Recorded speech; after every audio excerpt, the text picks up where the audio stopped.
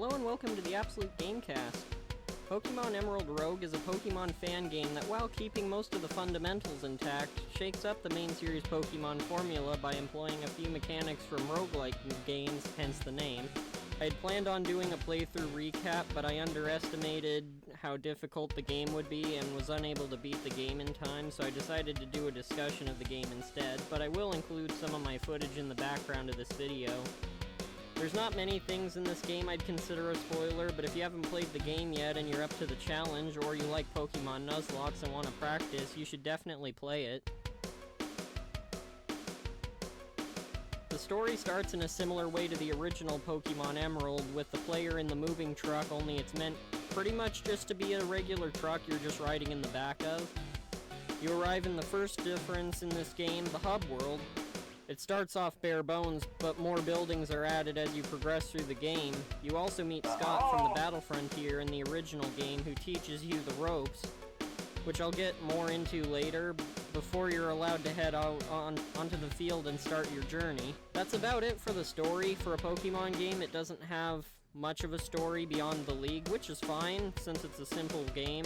Likely wouldn't fit this format, and it would be hard to include a story into a game with this degree of randomization without it feeling jumbled or out of left field. Although I do wish the NPCs had more personality, but that's also understandable, since it would be hard to flesh out blank trainer class characters you're never gonna see again, and make them feel layered, even with a simple list of stock dialogue, which would probably get stale after a few encounters. Battle system is pretty standard for a Pokemon game, with the main changes being that you can only have up to 6 Pokemon on your team at a given time, like the original. But if you catch any more, you have to release one of the Pokemon you've already caught to make room for the new one. There's still a PC, but you can't access it outside of the hub world. The game is also a forced Nuzlocke, except you're not stuck to only catching the first Pokemon on each route, and nicknaming your Pokemon is not mandatory either.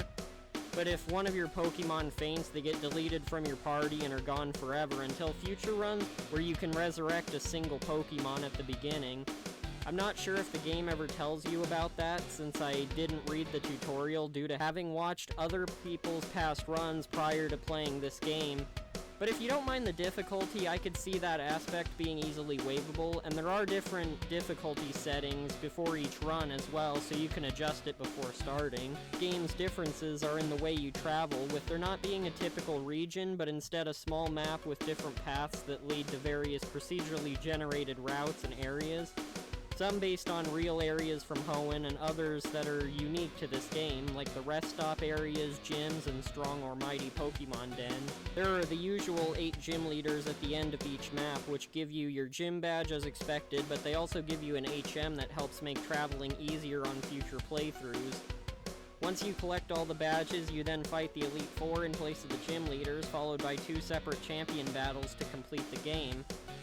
As hard as the game is on its default difficulty, I still enjoy the gameplay, and as mentioned before, I can see Nuzlocke fans being accepting of the difficulty, and there are difficulty options to make it easier for you if you're not as into that.